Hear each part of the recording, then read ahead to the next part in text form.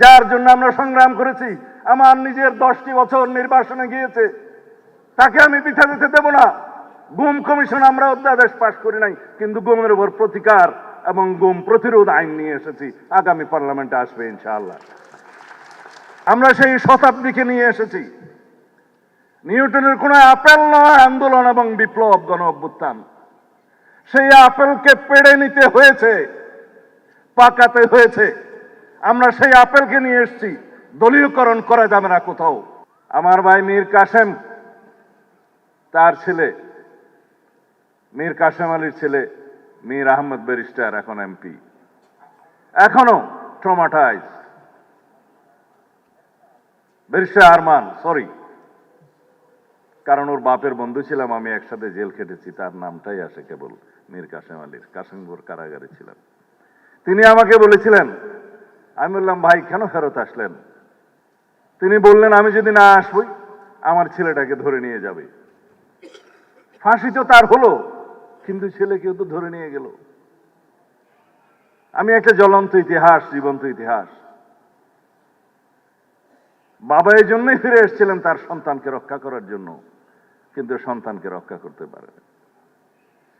সেরকম একটা স্বৈরাচারের কবল থেকে মুক্তির পরে আমরা যদি বলি জুলাই কার, জুলাই কার, তাহলে জুলাই আমাদের কারোই থাকবে না। এই অবস্থা থেকে আমাদের মুক্তি পেতে হবে। পৃথিবীতে অনেক জাতি আছে স্বাধীনতার জন্য শতবর্ষ সংগ্রাম করে, কোনোদিন স্বাধীনতা পায় না।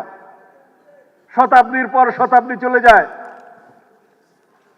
দশকের পর দশক চলে যায়, কিছুই ঘটে না। মোহাম্মদ লেনিন বলেছিলেন, there are decades, nothing happens there, but there are days and weeks, decades happens there. কোন কোন দশক আছে, দিন আছে, সপ্তাহ আছে, যেখানে শতাব্দী ঘটে যায়। আমরা সেই শতাব্দীকে নিয়ে এসেছি। নিউটনের কোনো আপেল নয় আন্দোলন এবং বিপ্লব, গণ অভ্যুত্থান। সেই আপেলকে পেড়ে নিতে হয়েছে, পাকাতে হয়েছে। আমরা সেই আপেলকে নিয়ে এসেছি, দলীয়করণ করা যাবে না কোথাও। আমার ভাই পড়ুয়ার বলে গেছেন গণভোটের গণরায় বাস্তবায়ন করতে হবে। আসুন একসাথে বসি। সংবিধান সংশোধন কমিটিতে আপনাদের আহ্বান জানিয়েছে, আপনারা এখনো নাম দেন নাই। গতকালকে প্রথম বৈঠক করেছি। জুলাই জাতীয় সনদের প্রত্যেকটা অক্ষর বাস্তবায়ন করা হবে, আমরা প্রতিশ্রুতি দিয়েছি। আপনারা বলেছেন গণ আকাঙ্ক্ষা, গণরায় বাস্তবায়ন করা হবে। সেটা কি সংস্কার পরিষদে গেলে হবে, সংবিধান সংশোধন কমিটিতে গেলে হবে না?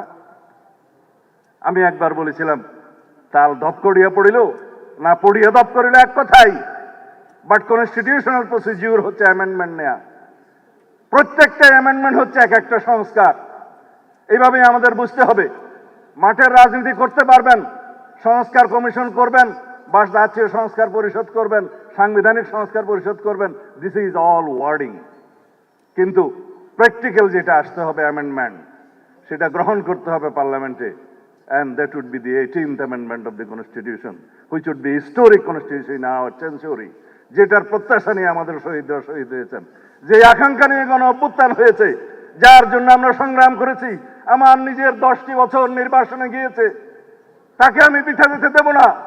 গুম কমিশন আমরা অধ্যাদেশ পাশ করি নাই, কিন্তু গুমের উপর প্রতিকার এবং গুম প্রতিরোধ আইন নিয়ে এসেছি, আগামী পার্লামেন্টে আসবে ইনশাআল্লাহ। যেটা সিস্টেমেটিক এনফোর্স ডিসঅ্যাপিয়ারেন্সের জন্য আইটিসি অ্যাক্টের বিধান আছে, সেখানে মৃত্যুদণ্ড সহ কড়া শাস্তি আছে। বাকি সবগুলো ডিফাইন করেছে আমরা গুম প্রতিকার ও গুম প্রতিরোধ আইনে, যেগুলো আপনারা আইনটা নিয়ে আসলে দেখবেন। আমরা এখনো ওয়েবসাইটে দিয়েছি, ওখানেও দেখতে পারেন। সেই অগ্নিঝরা দিনগুলো, আমি যদি লম্বা বক্তব্য দিই মাননীয় রাষ্ট্রপতির সময় থাকবে না।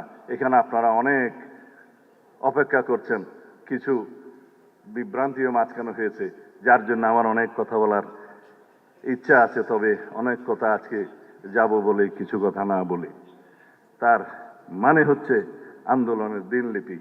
যারা বলেছেন যে 36 দিনের জুলাই, এই মুক্তির মন্দির সোপান একদিনে নির্মিত হয়নি। এই সোপান নির্মিত হয়েছে 2009 থেকে শুরু করে 2024 পর্যন্ত।